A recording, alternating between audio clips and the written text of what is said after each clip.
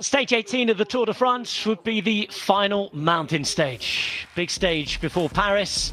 Time trial still to come, of course, but Méribel du La Roche-sur-Foron was up and down all day. More climbing than the day before, 5 categorised climbs and an uncategorised rise just before the finish. 175 kilometres and another big test for the yellow jersey and in fact the whole of the bunch. Big group of 32 riders would get up the road. It'd be a really hotly contested start. Again, several teams having big numbers up there. Movistar, Ineos Grenadiers and Sunweb, the main ones. First climb of the day, the big climb was the Combe de Roseland. And Mark Hirschi would go head-to-head alongside Richard Carapaz for those King of the Mountains points.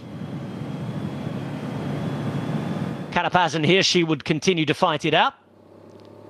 Kwiatkowski would reach up. Bilbao would be there as well, as would Nicolas Hédé. 86 kilometres to go when Hédé would be close to losing contact.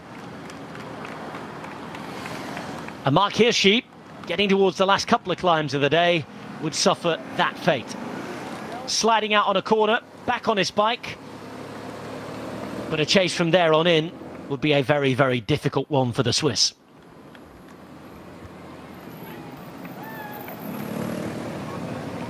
The Plateau d'Aiglières would await, and Pello Bilbao would be dropped on it by the Ineos Grenadiers.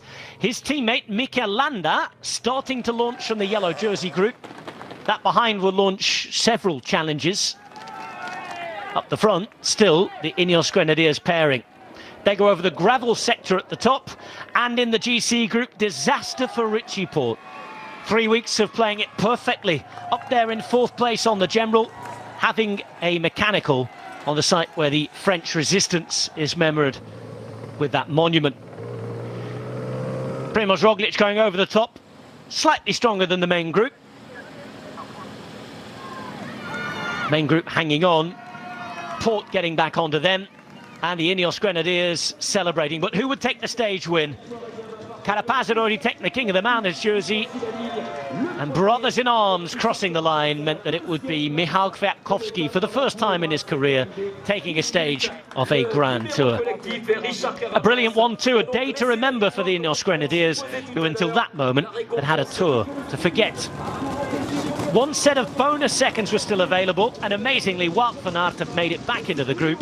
He'd take them out of the reach of the GC guys, meaning that would be another day with the same lead for Primož Roglic and a day closer to Paris. Celebrations for the Ineos Grenadiers and a day that Michał Kwiatkowski will remember for the rest of his life.